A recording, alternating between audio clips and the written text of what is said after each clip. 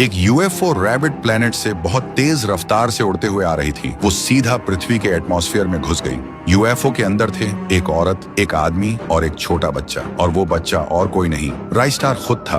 तीनों यूएफओ की खिड़की से पृथ्वी का नजारा देख रहे थे, पर देखते ही देखते यूएफओ में खराबी आ गई। अलार्म बजने लगे, धुआं भर गया। माँ चीख उठी, जल्दी हमारे बच्चे को बचाओ। और तभी यूएफओ आसमान में ही फट गई। तीनों जमीन की तरफ जा गिरे, लेकिन किसी को कुछ नहीं हुआ। राइस्टार की माँ ने रोकर कहा, अब हम अपने घर कैसे लौटेंगे? तभी राइस्टार के पापा की नजर पड़ी गांव के बीच रखी एक पुरानी कुर्सी पर। उन्होंने अपनी एलियन टेक्नोलॉजी से उसे बदल दिया, एक ऐसे डिवाइस में जो वक्त और यादों को तोड़ झोड़ कर एक रास्ता बना सकती थी।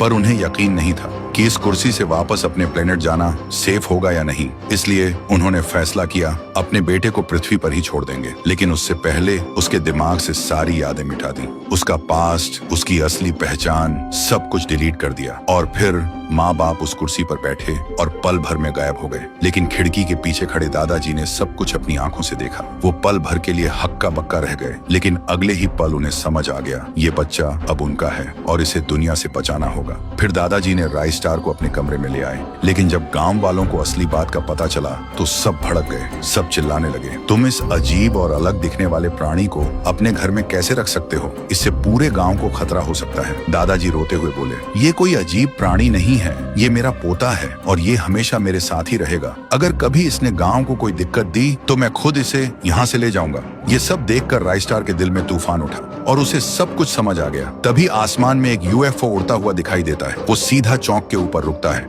और यूएफओ से उतरे राइस्टार के माँ बाप वो कहने लगे, बेटा हमें खुशी है कि तुम्हें सब याद आ गया। हम बस इसी दिन का इंतजार कर रहे थे। बेटा चलो अपने घर, हमारे साथ वापस चलो। राइस्टार सुनते ही खुश हो गया, लेकिन वो आंसुओं के साथ बोला, मैं आप लोगों का बेटा हो सकता हूँ, पर मेरे लिए मेरे दादाजी ही मेरा घर है।